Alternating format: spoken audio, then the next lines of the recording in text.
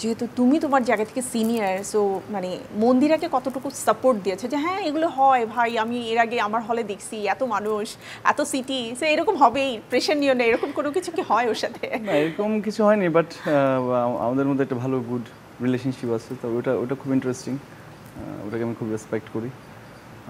But shooting থেকে এ পর্যন্ত আমাদের প্রমোশন শেষ হওয়া পর্যন্ত আসলে আমরা অনেক জায়গায় মুভ করি, একসাথে যাই, সিনেমাটা নিয়ে কথা বলছি, সিনেমাটার মানুষ যাতে পিপল এঙ্গেজ হয়ে সিনেমাটা দেখার জন্য সেই ট্রাইটা করছি সব জায়গাতেই আসলে।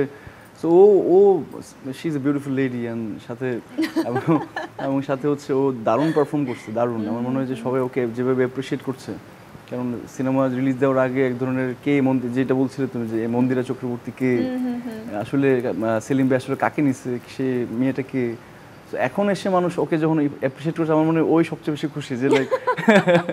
এবং চলচ্চিত্রটা কিন্তু বেশ সময় নিয়েছে তাই না মন্দিরা, বিকজ এর আগেও তোমার সাথে আমার একটা আড্ডা হয়েছিল সেখানে আমরা রাইট 3 ইয়ার্স ব্যাক, মানে ওই সময়টাতে আমরা এটা নিয়ে গল্প করেছি, এবং আজকে এসে ফাইনালি ঈদে যে রিলিজ হয়েছে, মানে উই আর হ্যাপি যে ফাইনালি আমরা এটা বড় পর্দায় দেখতে পাচ্ছি।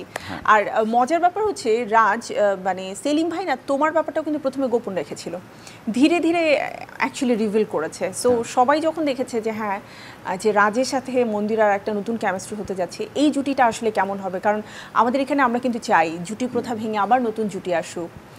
সো সেই জায়গা থেকে মানে ওর সাথে কাজ করার এক্সপিরিয়েন্স একটু বলো আমাদেরকে। দারুণ, ও আসলে সেলিম ভাইয়ের সেটে কাজ করার পরে আমার মনে হয় যে যে কোনো অভিনেতা অভিনেত্রীর জন্য খুব দারুণ সুযোগ হচ্ছে সেলিম ভাইয়ের সাথে কাজ করার।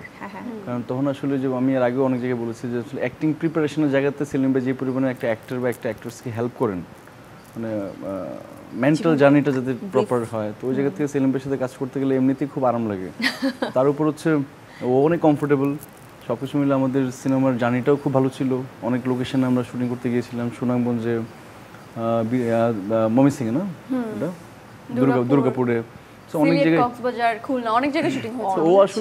ও আসলে যেমন ও আসলে এটার বাইরে গিয়ে আসলে এত হ্যাসেলসের শুটিং এর সাথে ইনভলভ হয়েছে, আছে না যে ও এটাকে আসলে ওন করছে দিন শেষে ব্যাপারটা আসলে, যে না কাজল রেখাকে আসলে এই জার্নিটা করতে হবে।